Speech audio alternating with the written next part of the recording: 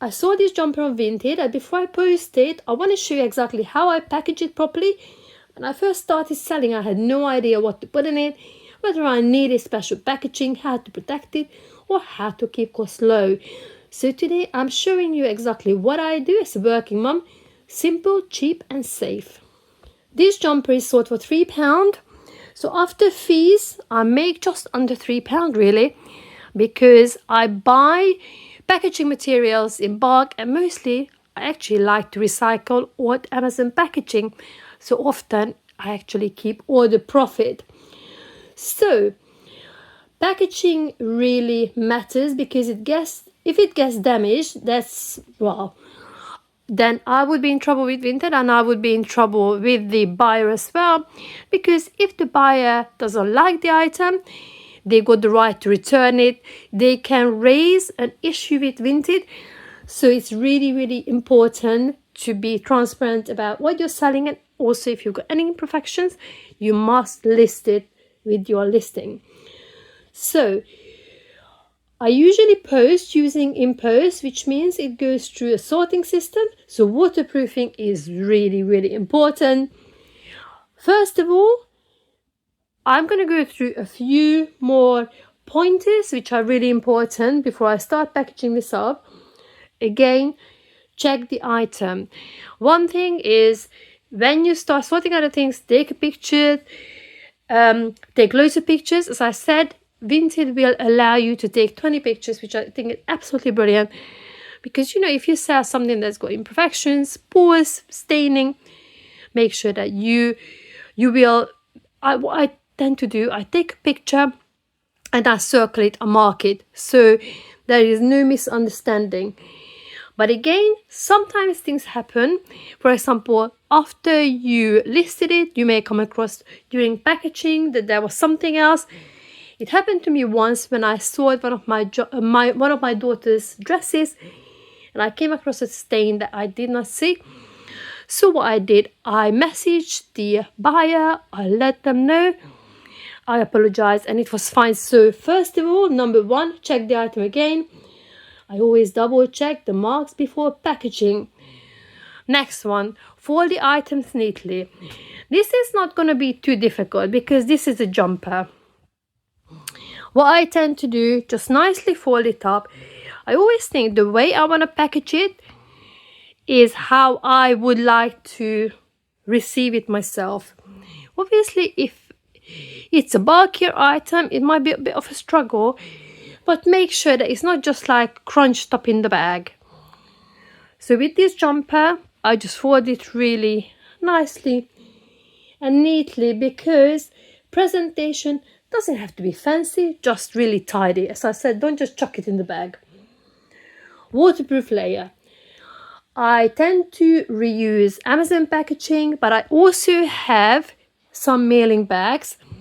I do have different sizes. Everything will be listed down below, because this is the cheapest and it comes with different sizes, which I think is absolutely brilliant. So I think with this one you get 125 mailing envelopes. Again, obviously, if you can just use recycled stuff, then that's the best. But this is really good because, as I said, it comes in different sizes. Especially, I tend to really sell clothing on Vinted. But if you sell, for example, jewelry, then you would be quite happy with something small. But even if something is kind of small, I like to kind of bulk it out a little bit, because if you sell a pair of earrings and you kind of fold it in half, there's a higher chance that it will go missing in transit. So just to be on the safe side, I would always kind of package it a little bit bigger, if you know what I mean. So 125 mailing envelopes, that's what I tend to use. And these are really, really big ones. Excuse me.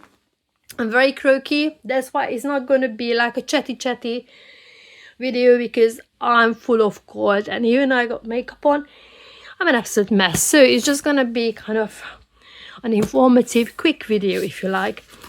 So this is a really, really big one. Again, I'm going to link this. This is really good. When I sold my Doc Marten boots, it was perfect.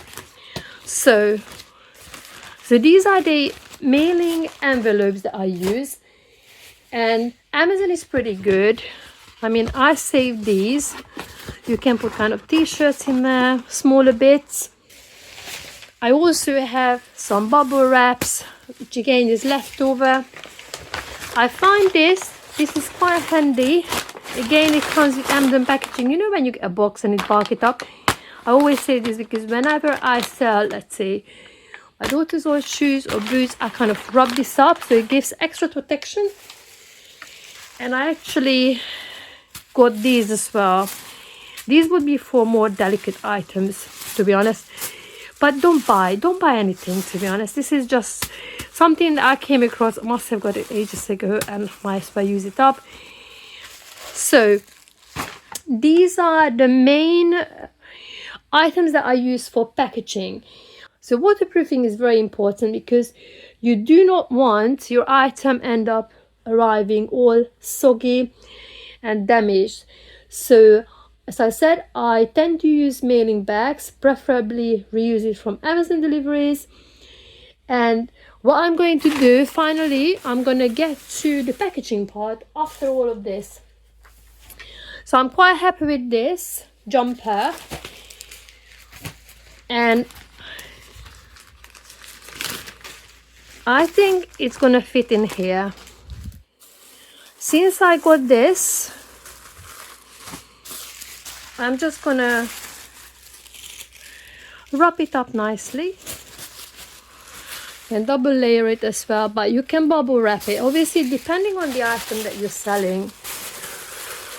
But as I said, I like to do a little bit of extra. So I pop it in here. I hope it's gonna fit. When I listed this jumper, as I showed it to you in my previous video when I was listing some of the jumpers that I've got, I think Vinted automatically comes up with small, but it does tell you the rough sizing. For example, if it's a small package, I think it will have to be like an envelope size. For example, you small tops, thin things, but for jumpers I would actually choose medium, because there is a chance you won't be able to squeeze it into a small locker and then you're gonna encounter some trouble. So if you're not sure, as I said, if it's a jumper, please make sure that if it's a chunk in it, then I would definitely choose medium. I also do something extra, so make sure you don't go anywhere. So this is the extra bit that I do, and I've been doing this for quite a bit. And I think it's quite a nice gesture just to leave a little note. So what I normally do, I put down, thank you, enjoy. That's it. And pop it in here. Sticky note. It doesn't have to be sticky note, you can have a piece of paper. Obviously make sure you don't stick it onto the garment so nothing gets damaged, but I think it's quite a nice touch. With these envelopes, I really like them because you can just literally do this and it's sticking to me as well. Try to squeeze out as much air as I can and stick it down,